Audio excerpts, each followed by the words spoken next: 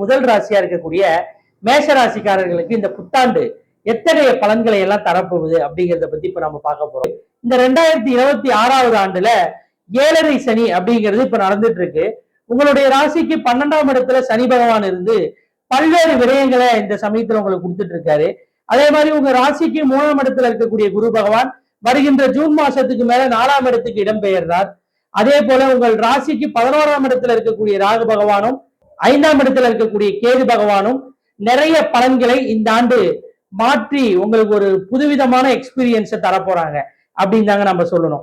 என்ன காரணம் அப்படின்னா 3ஆம் இடத்துல இருந்து குரு பகவான் உங்கள் ராசிக்கு 4ஆம் இடத்துக்கு இடம்பெயர்றது அப்படிங்கிறது ரொம்ப ஒரு நல்ல அமைப்பா இருக்குங்க. அதாவது பெரிய வண்டி வாகனம் வாங்கக்கூடிய அமைப்பு, வீடு உங்க பேர்ல இந்த வருஷத்துல ரெஜிஸ்டர் ஆகக்கூடிய அமைப்பு, கண்டிப்பா ஏதாவது ஒரு சொத்து உங்க பேர்ல வாங்கக்கூடிய அமைப்பு இந்த ஆண்டு ரொம்ப நல்லா இருக்கு. அது மட்டும் இல்லாம பாத்துக்கிட்டீங்க அப்படின்னா எல்லா விரைய செலவுகளும் சுப விரயமா மாறக்கூடிய அமைப்புகள். தொழில இன்வெஸ்ட் பண்றது மட்டும் ரொம்ப பொறுமையா பார்த்துக்கிட்டு ஒரு தடவைக்கு 2 தடவை யோசிச்சு செயல்பட்டீங்க அப்படின்னா தொழிலையும் ஒரு நல்ல லாபத்தை பார்க்கக்கூடிய அமைப்பு இந்த வருஷம் இருக்கு. அதே மாதிரி வெளிநாடு செல்லக்கூடிய அமைப்புல இருக்கக்கூடியவர்கள் அனைவருக்கும் இந்த ஆண்டு வெளிநாடுக்கான விசா சம்பந்தப்பட்ட பிரச்சனைகள் எல்லாம் நிவர்த்தியாகி அங்கேயே பர்மனண்டா இருக்கக்கூடிய அமைப்பெல்லாம் நல்லா இருக்கு.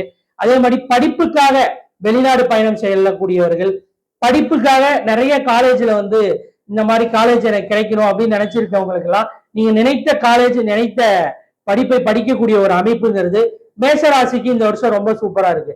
கவனமா இருந்தா இந்த ஆண்டு உண்மையாலுமே மேஷராசிக்கு சூப்பரான பலன்கள் காத்துட்டு இருக்கு. நீங்க பரிகாரமா இந்த ஆண்டு செய்ய வேண்டியது என்ன அப்படின்னா, பசுமாட்டிற்கு உணவு கொடுத்துக்கிட்டே வரீங்க அப்படின்னா உண்மையாலுமே இந்த ஆண்டு சிறப்பான ஆண்டா இருக்கும். வாழ்த்துக்கள்.